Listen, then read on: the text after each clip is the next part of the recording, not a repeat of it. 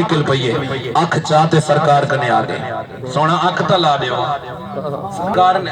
صحابہ صحابی نے نہیں سوچا بھی حضور ڈاکٹر ان حکیم ان نا انہاں کو پتہ ہا روحانی علاجی تھا تھی دے جسمانی علاجی تھا تھی دے جڑے بلے سرکار کنے آئے سرکار نے فرمایا ابو قتادہ اور توجہ کرا ہے بڑا سونا جملہ ہے ابو قتادہ اکھ چاہی بتی اے دسا اکھ گھن سے یا جنت گھن سے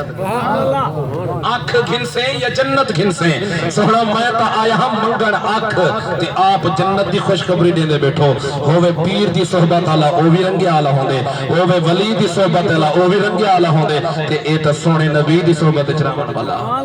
تے صحابی ہاں تربیت حضور دی گئی حضور نے فرمایا دس اکھ گھن سے یا جنت گھن سے ابو صحابی ہاں حضور نال محبت رکھن والا ہاں تربیتی حضور دی ہے شاگردی حضور دا مریدی حضور دا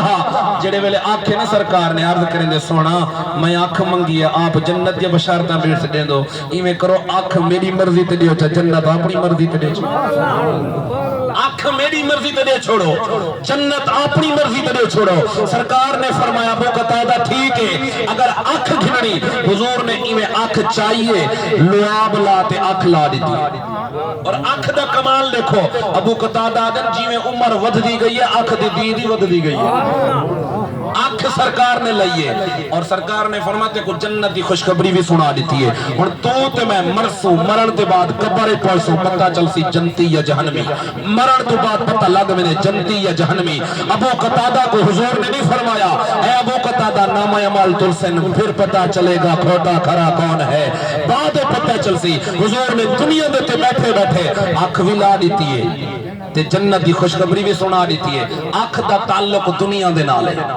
آنکھ دا تعلق دنیا دے نالے تے جنت دا تعلق آخرت دے نالے سرکار نے دنیا دیتے بیٹھے بیٹھے آنکھ بھی عطا کر چھوڑیے جنت بھی دے چھوڑیے پتہ چلیا دنیا دے اختیار بھی اللہ نے محبوب کو دے چھوڑے نا آخرت دے اختیار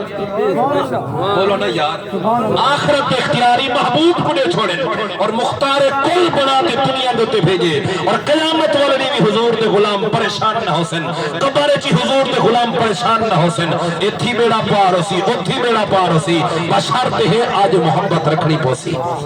آج حضور دا کمال مننا پوسی اس واسطے سرکار نال محبت رکھ میں عرض بھی کریں نا ہم غزوہ خندق